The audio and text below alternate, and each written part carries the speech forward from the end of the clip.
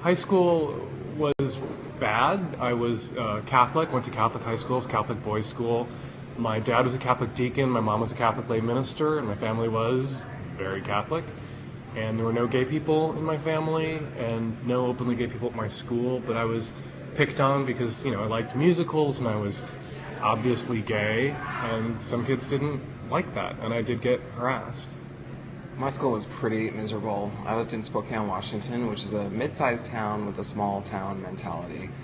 And I was picked on mercilessly in school. People were really cruel to me. I was bullied a lot, beat up, thrown against walls and lockers and windows, stuffed into bathroom stalls. People shit on my car, people scratched my car, broke my windows. And my parents went in once to talk to the school administrators about the harassment I was getting at school, and they basically said, if you look that way, talk that way, walk that way, act that way, then there's nothing we can do to help your son.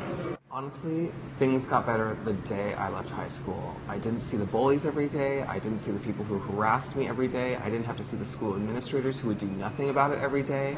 Life instantly got better. If there are 14 and 15 and 16-year-olds, 13-year-olds, 12-year-olds out there watching this video, what I'd love you to take away from it really is that it gets better. However bad it is now, it gets better. And it can get great, and it can get awesome. Your life can be amazing, but you have to tough this period of it out, and you have to live your life so that you're around for it to get amazing, and it can and it will. When I first came out to my folks, they weren't thrilled. My mother said she never wanted to meet any of my boyfriends, or boyfriend, and I was never to bring a man around that I was dating to the house, ever. And my mother recently passed away, and she told me to let Terry know that she loved him like a daughter. And she did love you like you were my spouse, and you were welcome in the house, and our families are really accepting. And you would think, my evangelical Catholic parents and Terry's conservative Christian parents who sent him to that awful school, that our families would reject us forever and never get over it, and wouldn't embrace us. And both of our families, Terry's family, his mom, his stepdad, and my family, love us and accept us and include us. We're treated with the love and respect that we deserve as members of the family, and it's great. We have great families. We met out in a bar. I was out dancing, and I was out staring at cute boys dancing, because I don't dance.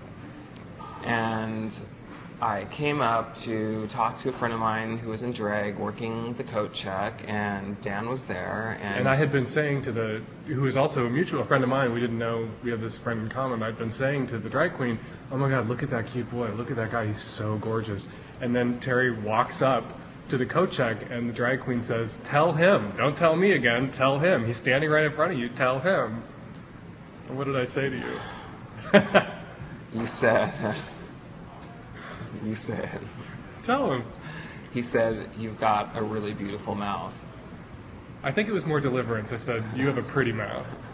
Yeah, okay. And then what did you say to me? I said, which is even cheesier. I'm sorry, this is so cheesy. I said, the better to eat you with. It was love at first innuendo. Oh, yeah, I mean, roll your eyes all you like. It was a pickup line that worked, right? Here we are 16 years later. 16 years later, it worked.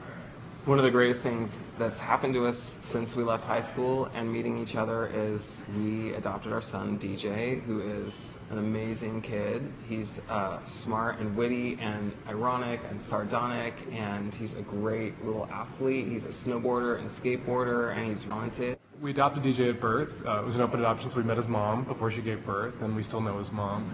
And it's really been the last 12, almost 13 years now. DJ's going to be 13 in March. It's been great. I didn't think when I came out to my parents in the very early 1980s when AIDS was slamming into the gay community that I would ever be a dad, that I would ever give my mom and dad another grandchild or make uncles of my brothers and an aunt of my sister. I remember going to Paris as a family the first time, the three of us, and DJ, our son, couldn't sleep because he had jet lag, and Terry was exhausted and wanted to sleep, and we kept trying to get DJ to go to bed, and eventually I just figured I'll let Terry sleep. It's either all three of us don't sleep or one of us gets to sleep. So I went out at 4 o'clock in the morning and strolled through the streets of Paris with DJ as the sun came up, and we talked. He was, I think, 4 years old, and we just chatted, and we strolled around Notre Dame and the Marais, and the bakery's open, and we went to the back door of a bakery and ordered some croissants with sugar crystals on them. We got some juice, and we sat and watched the sun come up with the Eiffel Tower off in the distance. And it's one of my happiest memories as a parent, as a human.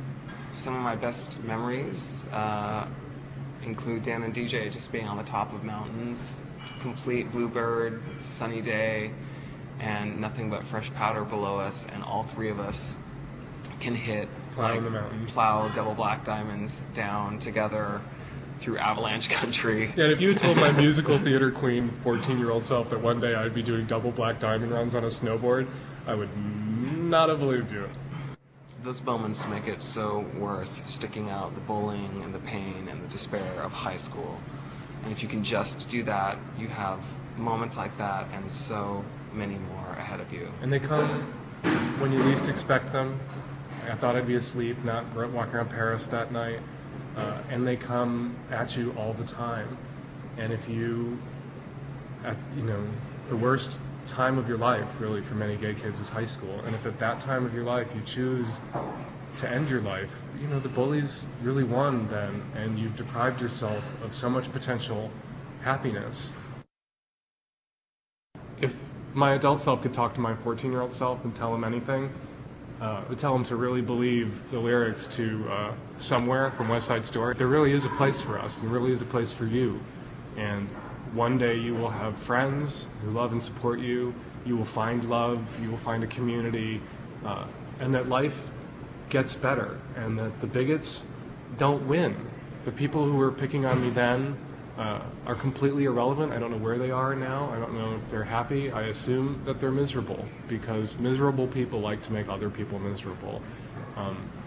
And once I got out of high school, they couldn't touch me anymore. If I could say anything to any middle school or high schooler watching this who is having troubles in school with bullies, questioning their sexuality, or just questioning the way they look or act, I would say this: living well is the best revenge. And if you can live through high school, which you can totally live through high school, you're going to have a great life, and it's going to be the envy of all those people that picked on you while you were in high school or middle school. So just stick it out.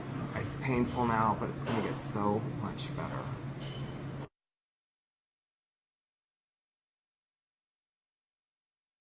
Okay, so you guys happy to be alive? Yeah, we're very happy to be alive. Yes, we're ecstatic to be alive. And life has its ups and downs, it has its challenges, there are tough moments. You still gotta work, you still gotta pay bills, but in between all of that, we have really great lives together. And you can have a great life too.